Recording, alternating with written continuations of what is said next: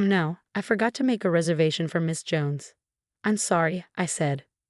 My mother-in-law pretended to be surprised and grabbed my hands. The five of us went to the restaurant together, but she purposely didn't save a spot for me. Honey, there's no need to apologize, she said. We originally made this reservation for our son and grandson. We don't need to include strangers.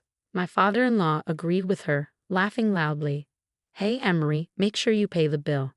How nice it is to treat your family to a meal. After my husband, Jose, spoke, my in-laws laughed even louder. Their crude laughter didn't match the quiet atmosphere of the fancy restaurant.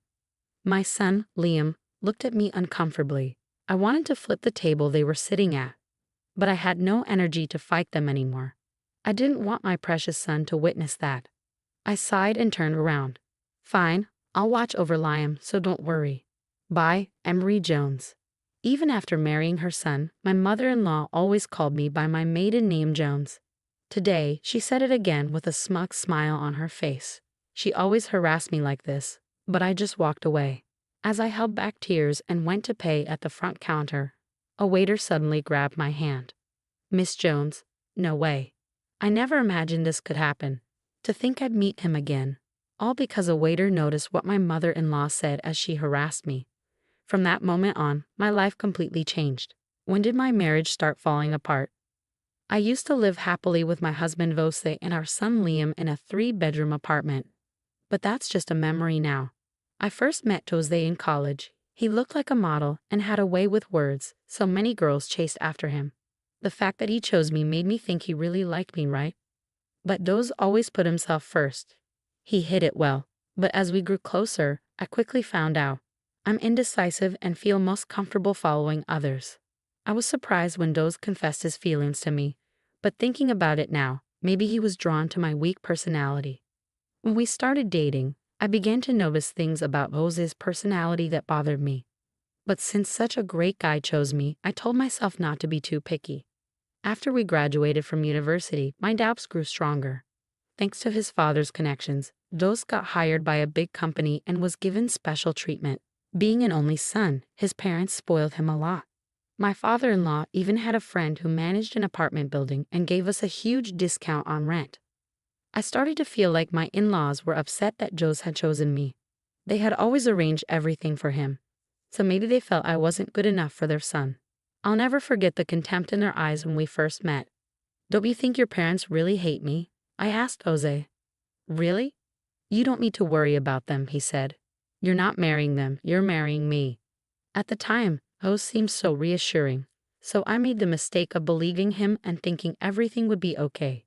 Jose and I got married, but his parents still didn't accept me as part of their family. Even now, they still call me by my maiden name. After we got married, I gave birth to our son, Liam. Without Liam, I would have given up a long time ago. For the first year after Liam was born, my in-laws' attitude changed a bit. They were thrilled to have their first grandchild, and my mother-in-law even thanked me for giving birth to Liam. Those were the first and last words of gratitude I ever heard from her.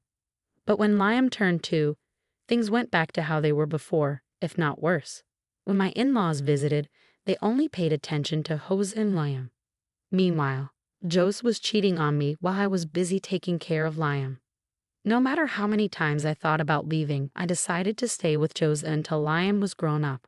I told myself that even a father like Jose was better than Liam not having a father at all. But then one day, something unexpected happened. It was the weekend and my in-laws came over, as usual, to play with Liam. As they were leaving that evening, they said something surprising. All right, let's have a birthday party for Jose next week. I made a reservation at King, my father-in-law announced proudly. King? That's the restaurant managed by our CEO's son, right? I've heard it's really hard to get a reservation there, Jose replied. I made a special request to the CEO just for you, my father-in-law said, clearly pleased with himself. I expected that, like last year, they'd want to go somewhere without me, but then my mother-in-law turned to me and said, So, you should keep your schedule open too. Huh? I was still in shock as my in-laws left. I didn't understand what was going on, but I started to feel a glimmer of hope. Maybe this was the first step toward fixing our relationship. On the day of Jose's birthday, we all gathered at the restaurant. I had imagined a large grand place since it was supposed to be high-end, but it was actually quite small and intimate, the kind of place where only a few select customers could dine at the same time. As we entered, my father-in-law seemed very proud. I noticed a large engraved stone sign that read King. Seeing that name brought back old memories, and I started to feel nostalgic. I remembered there was a guy named King in high school, and without realizing it, I began to smile. We were then shown to a table in a private room. However, the table in the private room had only 4 chairs. The waiter looked nervous and said, "I'm sorry, I'll get one more chair for you." "Oh, don't worry, 4 chairs are enough," my father-in-law said. The waiter seemed confused, but I immediately understood what my father-in-law was implying. My mother-in-law added, "Oh no, I forgot to make a reservation for Mrs. Jones. I'm sorry." She pretended to be surprised and grabbed my hands. The 5 of us went to the restaurant together, but she intentionally didn't save a spot for me. "Honey, there's no need to apologize," my mother-in-law said. "We originally made this reservation for our son and grandson. We don't need to include strangers." My father-in-law encouraged her with a loud laugh. "Hey, Emery, be sure to pay the bill. How nice it is to treat your family to a meal." After Josie spoke, my in-laws laughed even louder. Their loud, inappropriate laughter didn't fit the quiet atmosphere of the fancy restaurant. My son, Liam, looked at me uncomfortably. I wanted to flip the table they were sitting at, but I didn't have the energy to fight them anymore, and I didn't want my precious son to see that. I sighed and turned around. "Fine, I'll watch over Liam, so don't worry. Bye, Emery Jones." As I walked out of the room, I heard more laughter behind me. I made my way to the exit, wiping away the tears that were streaming down my cheeks. The waiter who had left the room with me suddenly grabbed my hand. "Excuse me, are you Mrs. Emery Jones?" Yeah. About the bill." I started to say. "There's no need for you to worry about the bill. Please follow me," he said. I was puzzled but didn't pull away. I followed the waiter as we walked further from the private dining room.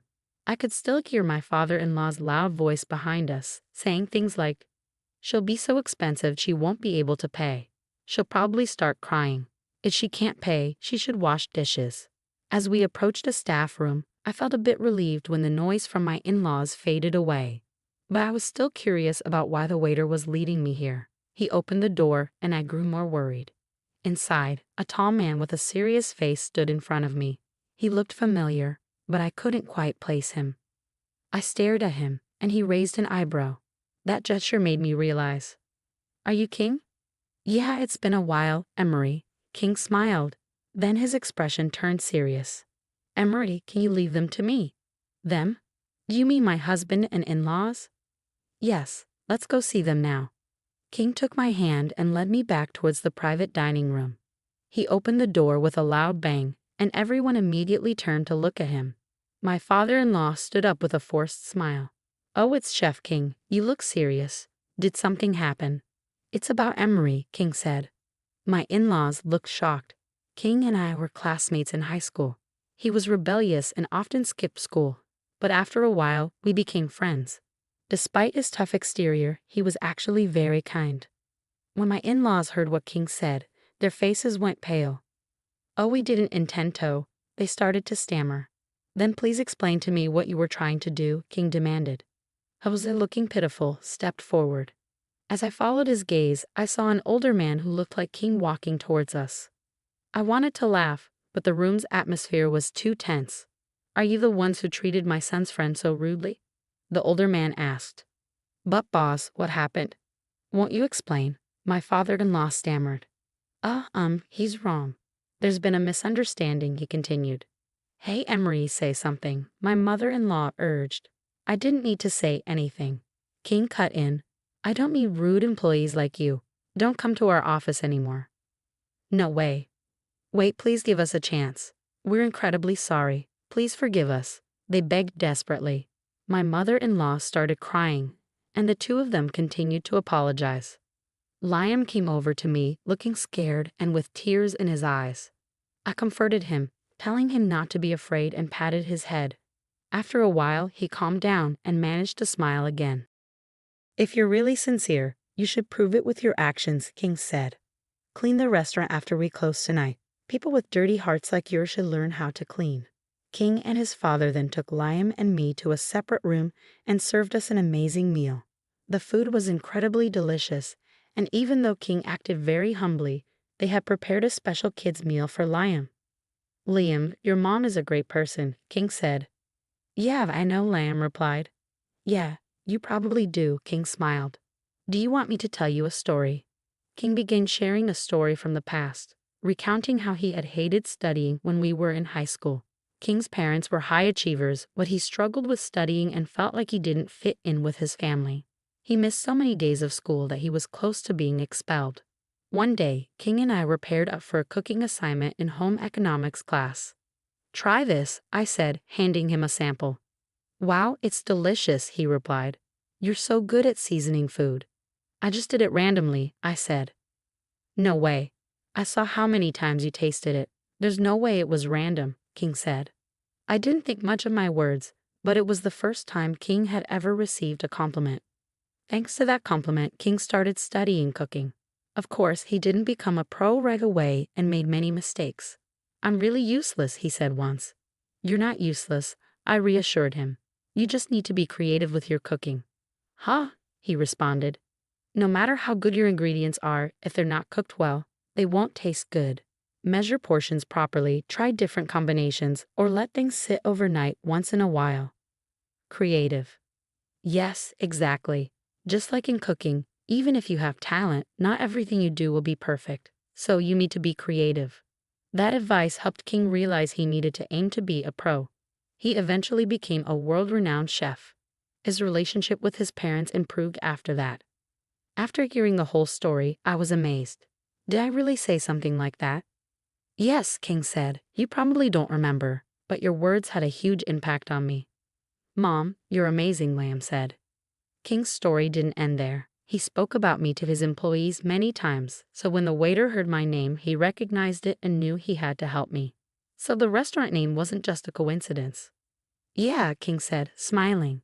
"You're the one who once wrote my name with a C instead of a K, right?" "I'm sorry, I didn't do it on purpose," I said.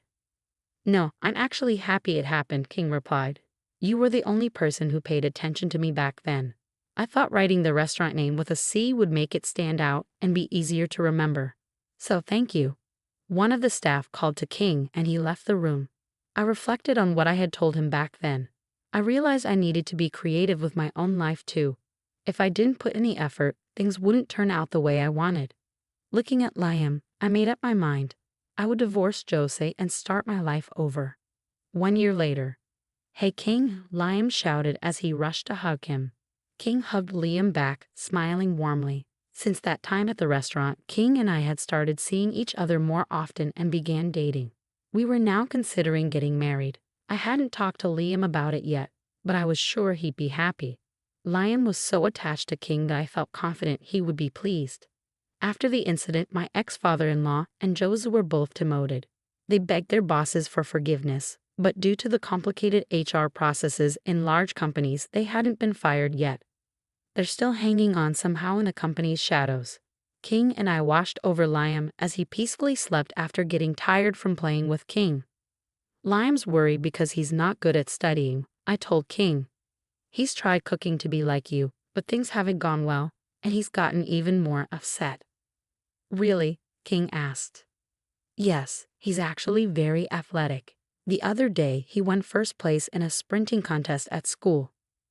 "Then there's no need to worry about him," King said reassuringly. King and I made eye contact and smiled.